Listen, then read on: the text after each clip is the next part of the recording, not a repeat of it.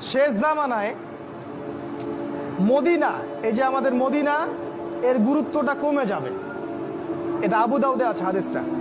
মদিনার গুরুত্ব কমে যাবে, মানুষ মদিনাকে অতটা মূল্যায়ন করবে না।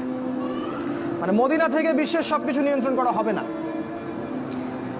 তখন জেরুজালেমের গুরুত্ব বেড়ে যাবে। ওই ইসরায়েল যেটা দখল করে রাখছে ফিলিস্তিনে, ওর গুরুত্ব পৃথিবীতে বেড়ে যাবে। দেখবেন আজকের বিশ্বের সবকিছু ওইখান থেকে নিয়ন্ত্রিত হয়। মিডিয়া বলেন, প্রযুক্তি বলেন, রাজনীতি, অর্থনীতি, সবকিছু ওইখান থেকে। সারা বিশ্বের মূল জায়গাটা এখন জেরুজালেম। নবীজি বলেছেন যখন এই অবস্থা হবে তখনই মালহামা শুরু হবে। সাহাবীরা বললেন মালহামা কি জিনিস?